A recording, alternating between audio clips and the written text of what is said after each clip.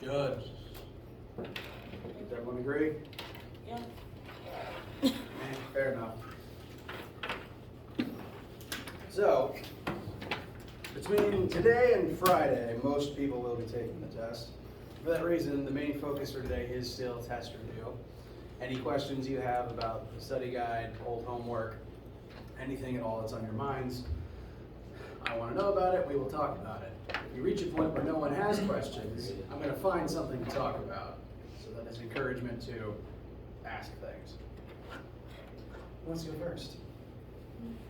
I think I saw his in first, then you're next. You can go. I'm just kidding. You got it.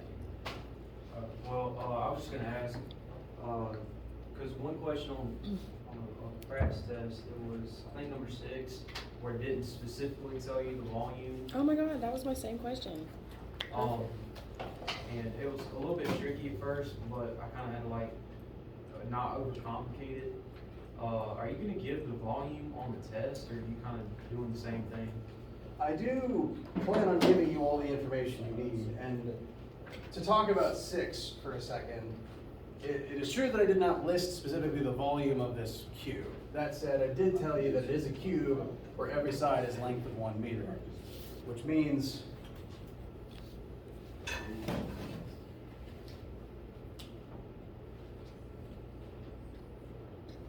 one by one by one, 1 times 1 times 1, its volume should be 1 meter cubed.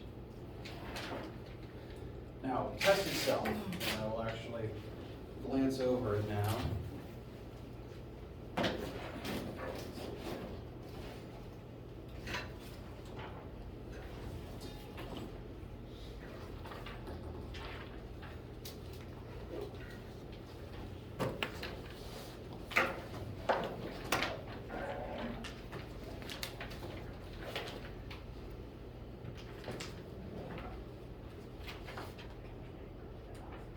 Yeah, the one-time volume comes up, I do just outright give you the number. I do try to write the tests such that the questions aren't designed to take a large time investment. The homework in the study guide may be tricky.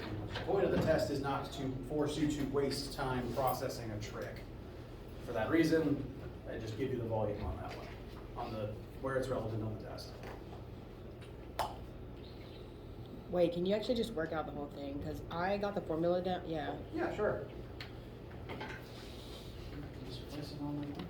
But I don't really understand how to work the formula. All right. So, 6 gives you an aluminum cube. All the sides of this cube are 1 meter. So 1 meter by 1 meter by 1 meter means the volume of this cube is going to be 1 meter cubed.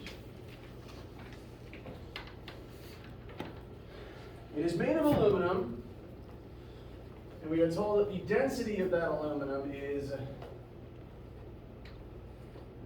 2,710 kilogram meters cubed. And we're going to completely submerge it in water. Wait, First- what's the AI? Sorry, that is density aluminum, the chemical symbol. Oh, that's for okay. aluminum, sorry. And we want to know the buoyant force acting on the cube. So, what formula would best tell us buoyant force?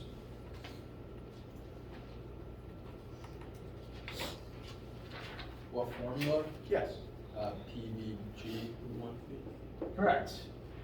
Buoyant force equals density times volume times G. Now, G is always 9.8, so that's a freebie.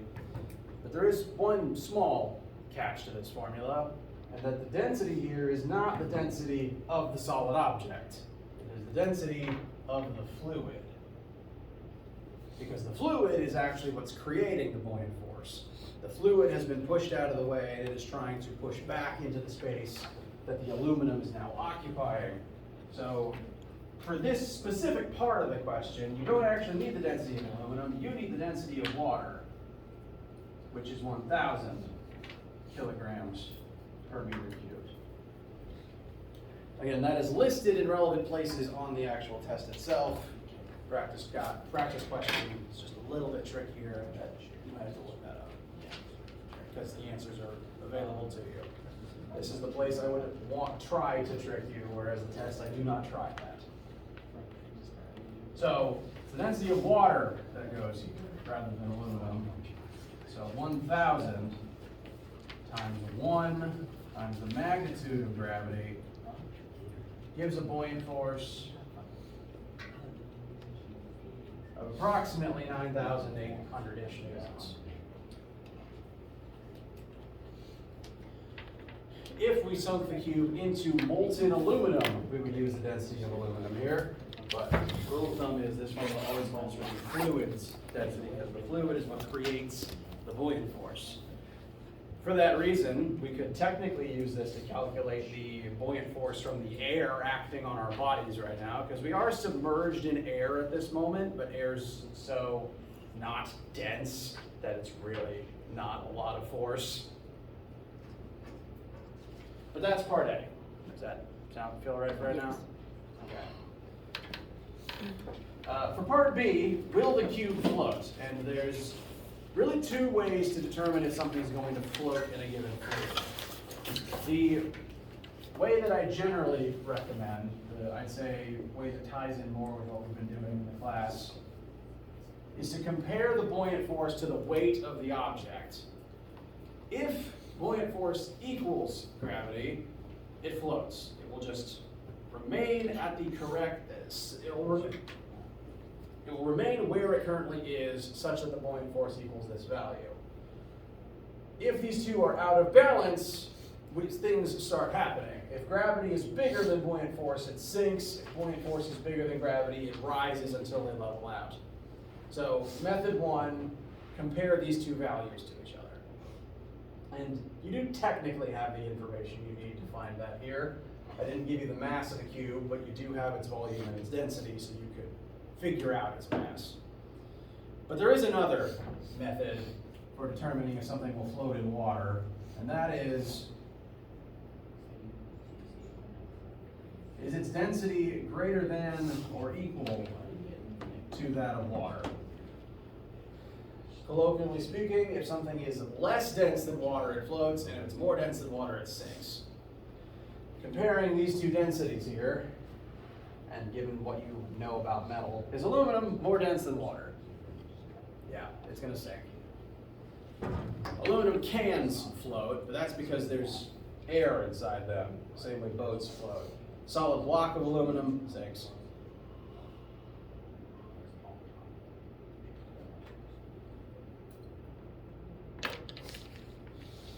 Yes. So you use the density of water instead of aluminum in that one because it's saying the one is acting on the cube, right? Correct. The fluid itself is what's creating the buoyant force. The cube isn't really doing anything. It just exists. Whether it's in air or in the water, the cube doesn't really do anything in this scenario. Buoyant force is entirely created by the fluid. For that reason, it's the fluid's density that goes there.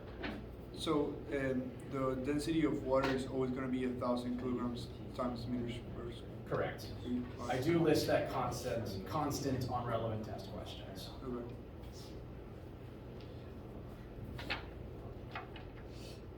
Yes. Wait, so when buoyant force equals force of gravity, that means it floats, or? Yes, it will float at whatever volume is currently submerged to create that buoyant force. Because there's really two weird parts to this formula, maybe three. The density depends on the fluid. The volume does depend on the solid object, but it depends on how much of it is currently under the surface of the fluid. I do say here that the cube is completely submerged, so its entire volume is under the water. But if something's like half out of the water, only the volume under the water counts. Again, that's how most boats work. And then G, that's still 9.8. The only weird thing there is that you don't care about the negative sign. So if you haven't written absolute value brackets on your formula sheet yet, I recommend doing that.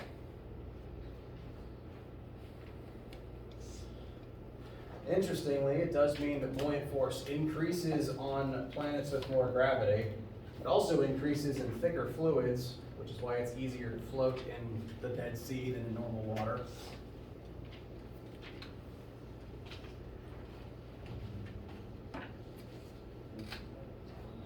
You guys feel? Can we do? Oh, sorry. Can we do question 4 or question 1 on the homework quiz? Yeah, which one? Chapter 4. Sure. I think it's similar to number 5, but I'm just not sure.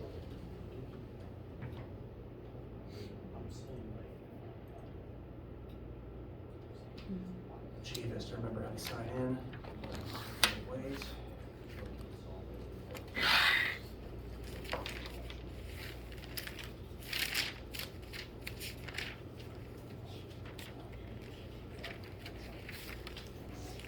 Chapter 4, homework question 1. Mm-hmm.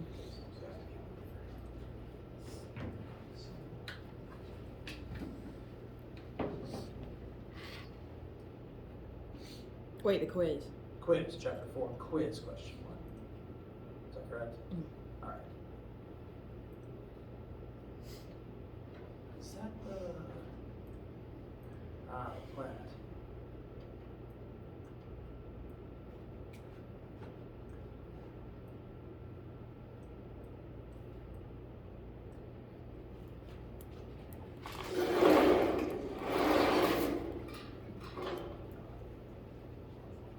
So this may not look like it, but it's technically a conversion question. Because what you're being asked for in 2 different ways is 2 different angular speeds. Speed of the planet's rotation about its own axis, so with the length of 1 day on that planet, and then separately the speed of it orbiting its sun, so the length of 1 year on that planet. And the information that you're given is you're told how long 1 day lasts there and how long 1 year lasts there.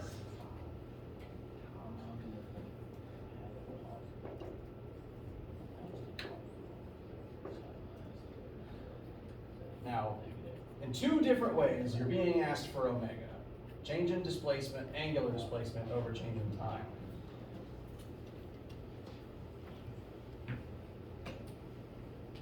We've got 1 full rotation over 72.5 hours, and then the answer to the second part is 1 full rotation in 69.3 days.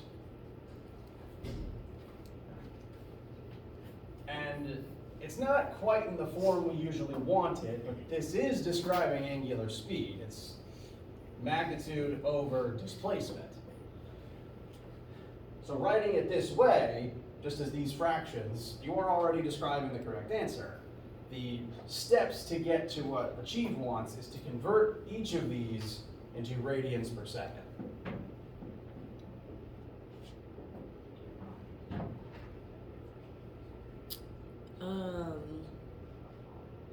Can you convert them into radians per second? Like, is there a formula for that, or should I just go on Google and? Less of a formula and more, well, when I do conversions, I do the train track thing, which I can happily demonstrate. This already is the angular speed of the planet rotating around its own center axis. It's just not in the units that Achieve wants. Like if you put 1 over 72.5 in your calculator, it wouldn't give you that number because that's rotations per day, rotations per hour, not radians per second. So the goal is to turn it into radians per second. 1 rotation is equal to 2 pi radians, and separately, 1 hour is equal to 3,600 seconds. It's supposed to say rad. So is the 2 pi radians just like known already?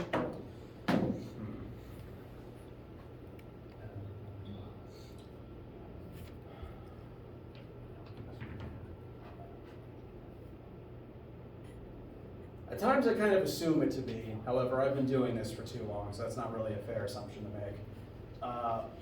This is technically material from test one. Like, you're allowed to ask about it. I encourage you to look at the old homeworks. On test one, I did write 1 rotation equals 2 pi radians on the board as a conversion that you could use. And similarly, I would do that for the exam that would refer back to this. That particular conversion isn't needed on test 2 this week, just because I know I said everything builds on each other, but there's just no rotation on test 2. So whenever you need this on something that isn't homework or a quiz, I will make sure to provide it. For me, like, knowing that is just one of the things that my brain just pulls up automatically with like 9.8 for gravity. Yeah. But you're not physicists, you don't have to necessarily do the same thing that I do. So if you ever need that on a test or the exam, it will be provided. Okay. So then now will just be 72.5 divided by 3600 second. 1 times 2 pi divided by 72.5 times 3600. I'm going to rewrite this.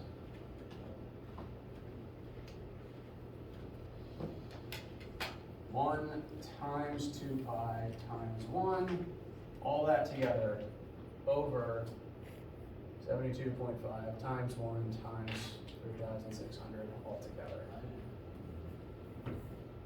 Awesome. That is how I would recommend, like, this is how I write it on the board to set it up, but that's what I put in my calculator. And then this one, very similar process, you just have to add on an extra step to convert days into hours and then hours into seconds. Okay. Days into hours and hours into seconds. Yes. Yes. Okay, so I know this is totally unrelated, but when are we taking the final exam again?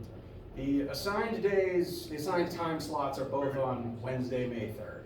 May 3rd? Yeah, I've got 2 sections of this class, so there's 2 different times that day I'll be in here giving the exam. You can attend either of them. I'm leaving them there. Now, the test gonna be up. Test 2 or the exam? I mean, it's a physics exam, so it's difficult just because it's a physics exam. Now that said, once again, when I'm writing it, my intent is not to force you to waste time or to trick you. It's to see, can you read the question, know what formulas apply to that, and then use the algebra with them. Like, do you understand the concepts? Not, can you work out this logic puzzle? So you're not gonna go crazy on this one question? No. Yeah. It'll be similar to test 1 and 2 just fused together, and about the length of test 1 and 2 fused together. But I do try to simplify things here and there because, like, it's a 2-hour assignment, and I don't want you to take all day. So what, like 20, 25 questions? No, like 16. Oh, dang. Nice. Good. That's good. And it's basically test 1 and test 2 added together. They're about 8 questions apiece. Yeah. Could you do number 9 on the test 2? Absolutely. All right, so this is a thermal conductivity question. Are you guys okay if I erase the buoyancy one? Wait, I just wanted to say real quick. So 693.3 would be like, I don't know, like 1,600 hours or something. Something like that. Let me see. 928. So I'm just saying I'd put the days and then I'd put the hours under that. Like I'd put 69.3 and then hours under that. Like divided by that.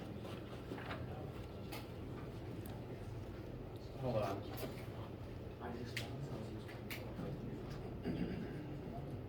Days is on.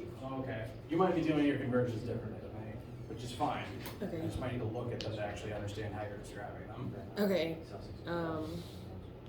I was doing my number's actually 38.7, not 68.3. 38.7. Yeah. So I did 38.7 on the top and 928.8 hours on the bottom because that's the hours. Okay, if you were just trying to turn the days directly into seconds, it would actually more resemble a bunch of multiplication steps. Because the conversion is 24 hours to 1 day. This is basically just taking the original number, multiplying it by 1, because these two things equal each other, but in a way that cancels out days and leaves you with hours. So it would actually be number of days times 24 to turn it into hours. And then further again, times the number of seconds in an hour. And that would overall tell you the seconds that it takes the planet to orbit in a year.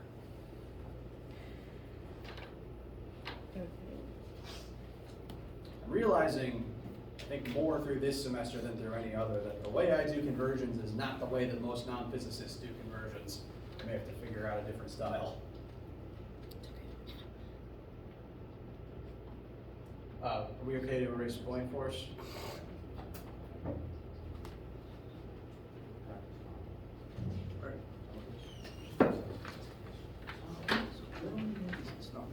All right, number 9. Thermal conductivity. Here we have a blizzard. We are in a blizzard. We are in a shack, in a blizzard. And we are thankfully comfortable inside. Here is our wooden wall. It is 25 degrees Celsius on the warm side, negative 15 Celsius on the cold side. That is a difference of 40 degrees, which in Celsius, that difference that big would kill you. I don't know how it works. We are told that this is a wooden wall with a flat surface area of 9 meters squared and a thickness of 10 centimeters. Which, for solid wood, is pretty all right. And we want to know, what is the rates of energy lost through the walls? How quickly is the thermal energy leaving our nice room temperature cabin and exiting outside into the blizzard? Functionally, what is how fast are we getting cold? What is the speed at which our temperature drops? So, what we want is thermal power. Thermal power is again a synonym for rate of thermal conduction, and further a synonym to heat current. It's just how quickly does energy transfer through the walls of the house. So we want thermal power. We know the temperature inside the cabin, which I'm going to call the hot side, and similarly the temperature outside the cabin, which is the cold side. These two things form the difference between the two sides. We also know the flat surface area of the walls and how thick they are. Those are A and L respectively. And the formula we would want to consult here, the thermal conductivity equation, is power equals K times A times, open parentheses, TH minus TC divided by L. This is the dedicated formula for how quickly does thermal energy pass through a solid object. Actually, it doesn't have to be solid. Never mind. And we know everything except K. Everything except K has been provided in the question. And since the question said that the wall is made of wood, that is your invitation to look at this page of your formula sheet. The second table here on the last page is the thermal conduction constants. The very last one on the bottom is the thermal conductivity of wood at 0.1 watts per meter degree Celsius. It's one of the slowest ones here. It's only beaten out by gases. So K for wood is 0.1. And a lot of these temperature questions, whenever I specify what something is made of, it's usually a good idea to check that last page for the thermal constants for that material. With all that information, we now know everything in this formula except P, so we are good to solve for that thermal power. Feel okay so far? Any objections? All right. Thermal power is going to be equal to the K value of wood. Wood is a very good insulator. It's one reason why we built so many houses out of it throughout human history. A is the area. Then we have the temperature difference from hot to cold. This is actually not like the usual delta T that we've dealt with, where it's always final minus initial. Here it's specifically hot minus cold. So that would be the warmer side, of 25 minus the cold side of negative 15. Note we are subtracting a negative, which will make the difference between the two positive 40, not positive 10. And lastly, the thickness of the wall. Note that it was listed in centimeters, and we're going to want to use meters. So that'll convert also coincidentally to 0.1. And if my memory serves, this should give us a final answer of about 360 watts. Questions, objections thus far? Did you also do the second half of it? Absolutely. First, though, I'm going to point at this answer and say a few more words. This represents the speed at which heat is leaving the house. And to understand the next part, I want to ask again, what is the definition of 1 watt? Joule per second. Exactly. 1 watt is 1 joule per second, meaning every second, 360 joules are exiting through that wall. So I'm actually going to rewrite the answer as 360 joules per second. Now, this building would technically have 5 other walls doing the same thing, but we're just going to focus on this one right now. In this blizzard, this one wall is losing you 360 joules every single second, meaning that if you do nothing about that, the building's going to get cold. Pretty quick, honestly, because this is every single second. Like, that's nearly a calorie burned to stay warm every second. So if you don't do anything about this, it won't be long before the inside of the shack is the same as the outside of the shack. This, in order to make up the difference, you, either your human body or the, say, heater that you have inside the building, would need to generate the same amount of heat that you're losing if you wanted the cabin to stay the same temperature. So since the cabin loses 360 joules every second, the heater has to create 360 joules of heat every second and put it into the air inside so that you don't cool off.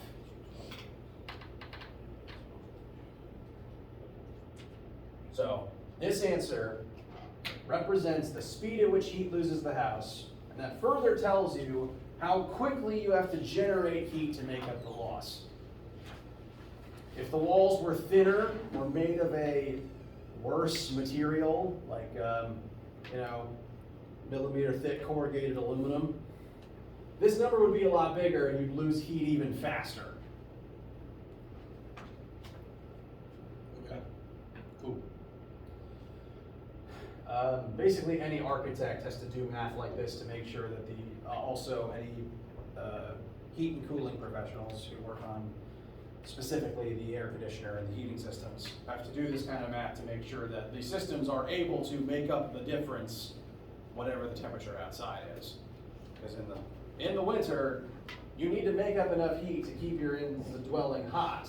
And in the summer, it's the reverse. Heat is leaching into your walls, and you have to have an air conditioner that can pull it out fast enough to keep the same internal temperature. Does the concept feel okay? So if that number was like, let's say like 430, the second half number would also be 430. Exactly. Cool.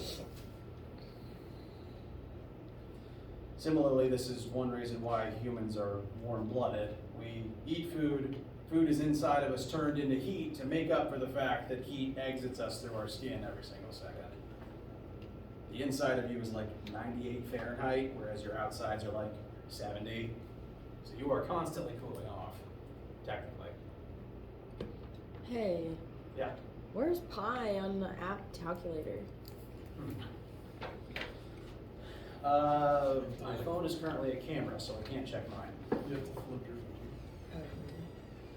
Yeah, like I use I either use this thing or just the pre-installed basic calculator app, but usually the pi and all of the trig functions are located in the rotation menu.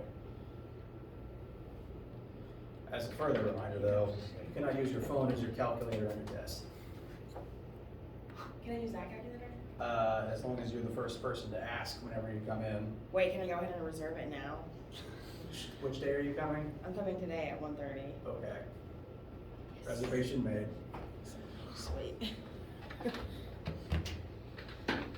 You didn't use your phone on test one, did you? No, no. Just the calculator part. No, I'm just kidding, but I didn't. But I Do think that we to me. I think we should have. Don't do that to me. Don't make me retroactively have to do something about that. I'm totally kidding, but I do think I had my friend's calculator, so that was helpful.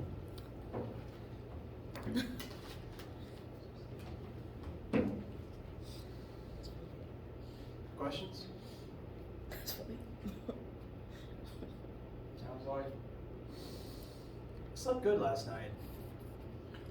yes, and Nice. I went to bed around 12 though, so I was really tired.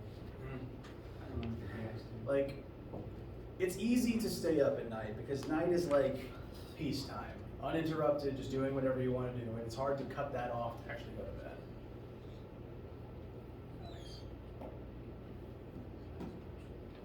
And you wake up and then suddenly it's business day. Ugh. Yeah, I have to take my sister to school every morning, so like, I have to get up at like 6 o'clock. I'm so freaking tired in the morning. Unfortunate. Yeah. Yeah, some semesters my day starts around the same time. Bless you.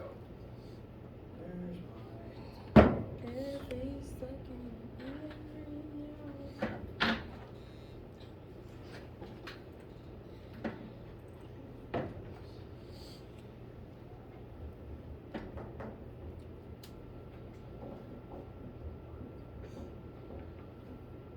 Oh, can you go over Fahrenheit, Celsius, and Kelvin? Like, I have the formulas down for how to convert them, but is there anything else we should know about them?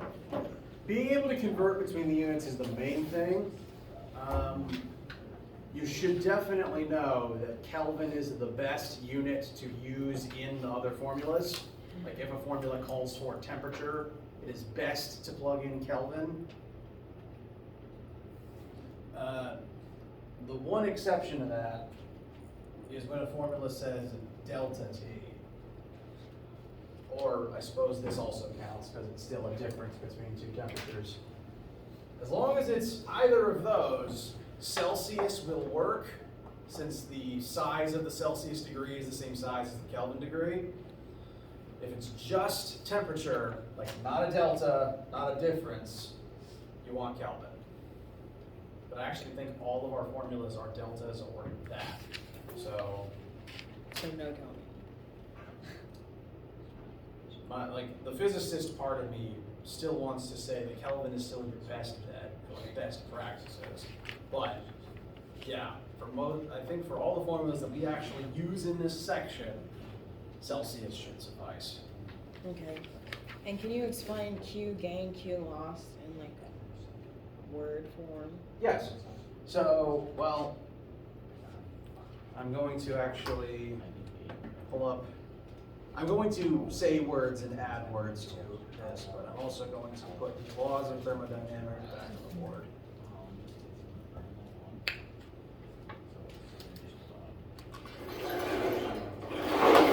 Q lost equals Q gained refers back to the first law of thermodynamics. Total amount of energy in the universe is constant. Energy cannot be created or destroyed. Which means that if two things are in thermal contact and thermal energy is exchanging back and forth between them,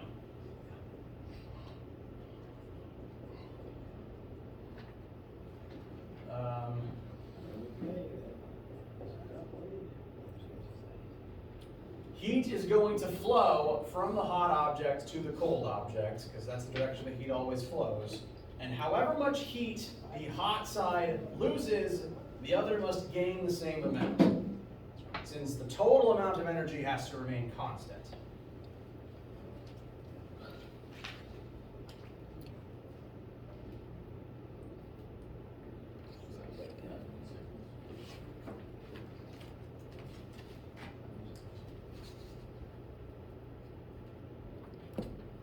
All right.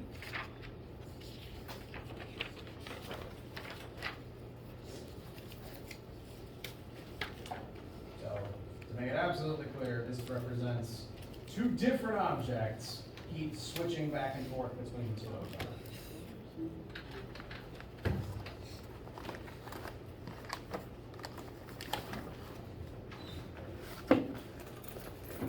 Any other questions? Going all right? We're good. All right.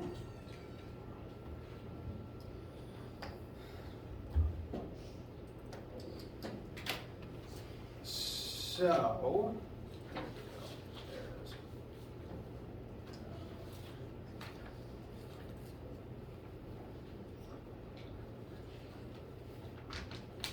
Now, we're done talking about any new material that would go on to test 2.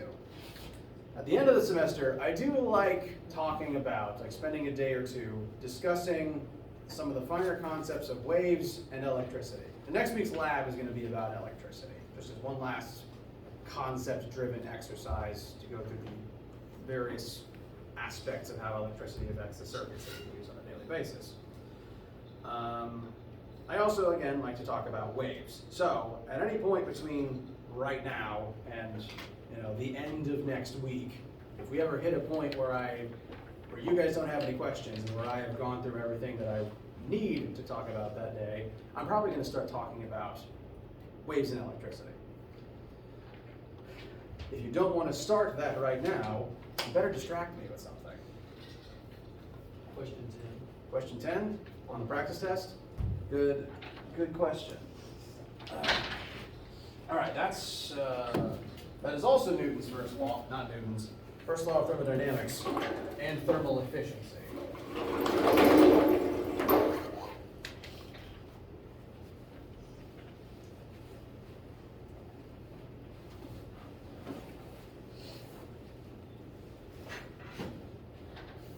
Gas burned in your car releases 1 million joules of energy, which is fairly accurate. Gas is very energy dense. From this series of explosions, the engine does 200 kilojoules worth of work. So, burning the gasoline creates 1 million joules worth of energy. That energy is now inside your engine. It wants to do stuff. It wants to go somewhere. And that's going to be Q. 1 million joules of fresh heat ready to do something. And that engine is going to take some of that heat and actually use it to do the job at hand, which is to say, put energy into your tires. And that is going to be the work done by the car. 200 kilojoules can be rewritten as 200,000 joules. First question, what is the change in internal energy of the car's engine during this process? This is referring to one of the formulas related to, I keep wanting to say Newton's, the first law of thermodynamics. The idea that you give energy to something, it uses some of it, and the remaining energy is now just stuck inside the object. So in the case of this engine, in burning the gasoline, we are giving the engine 1 million joules of energy to try to do something with, and it's only successfully able to harness 200,000 of them, which means that the difference between them is going to be 800,000 joules. That is 800,000 joules of burnt gas that doesn't actually turn into go fast. It just turns into heat in your engine block. That's why if you don't have a very good cooling system inside of your car, it will eventually melt as that heat builds up. every single time the cylinders explode. So part A, that is how much heat is now inside of your engine after burning that much gas. Questions about part A? All right. Part B asks, what is the efficiency of this engine? And the efficiency formula, the variable for that on your formula sheet is technically inf. I have not been told a good reason why that is the variable for efficiency. Inf equals the engine's output over its input.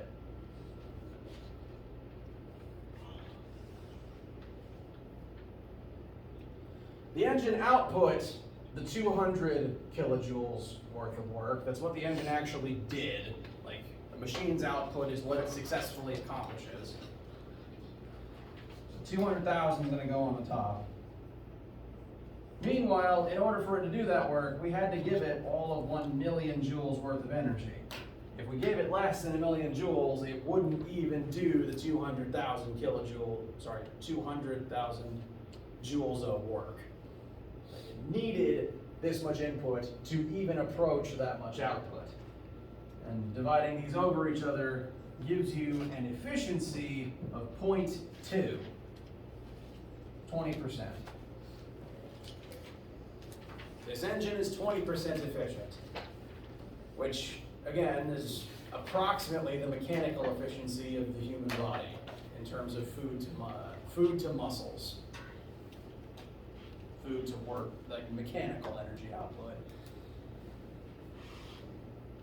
As far as like machines go, it's actually better than average. Most machines are really inefficient.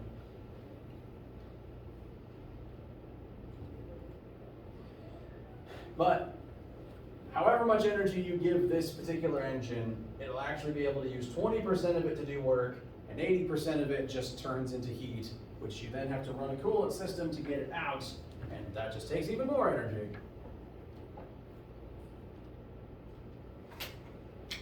How do you feel after all that? I think I'm just confused about like the equation delta U equals Q minus W. Okay. So why did you use that one? But like, so it's the Q gain minus the negative Q lost, right? For this problem, for part A? Kind of, yes. Like, this is the heat that it's given, and this is the heat that it outputs as work. So, kind of, yes. Energy is still conserved here. It's just, it's not all going to the same place. Like, over there, energy's cleanly moving from point A to point B. Here, energy's going from a source into the machine. Some of it stays in the machine, and then some of it goes elsewhere. So it is all still accounted for. It's kind of a form of that, but different application. Can we use that formula only for internal energy, or it can be for different type of energies? It could be used for different types. The idea being this is how much energy the machine has after it performs work. Usually if something possesses energy, it is assumed to be internal in some way. I admit though the vocab words here are a little like overly specific, I feel. Like it could be any form of energy, whether it's internal or not is kind of just semantics. It's really just how much energy does it still possess after the task it performs. So like to apply to a human, you eat 1,000 calories a meal, and you're able to use 200 of them for work, and then 800 of those joules are just heat inside your body. Some of it's heat, some of it's still stored in food form. Exactly what form it is isn't quite important. It's just that's how much is still inside. Did that answer the question at all? Okay. Anything else before we break? No. All right. Let me know if you need anything as you study and before you take the test. Whenever you take it, remember you can ask me questions. I'm rambling at this point. Have a nice day. Bye. Bye.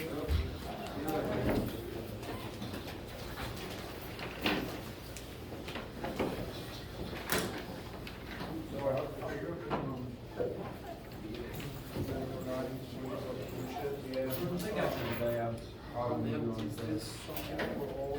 Where they were describing. Well, specific trees may have slight differences, but for this class, that'll be the one. That's just the unit, okay? Most constants have very weird units and that unless they're used in work correctly. What this constant says is that wood leaches 10 joules per second through itself per meter that the heat has traveled through and per degree Celsius difference on either side. Oh, do you wanna borrow it? The units are just there so that the formula cancels out. I'll let you study with it. You don't even have to write code. Alright. See you later, man. Hi. See you. Test. I have to go get the updated copies from the printer. I'll be right back. Okay. I was just gonna ask if you agree with this after I would need to recalculate it. If you remind me your full name, I'll try to get you that calculation today. Okay. I think you said like 82 last time, but I could do. I didn't know if that was just the chapter that we were on up to. Cause I have all done now. Yeah, like for midterms, I only counted up to homework 4. Okay, so. What was your full name again? Trenton Donahue. Either. Good. All right. I'm taking tests. As a note to Right myself. now? Oh, I was gonna take it later. Yeah, I have to do a elevator thank you. speech, Welcome. practice speech for my research presentation tomorrow. So,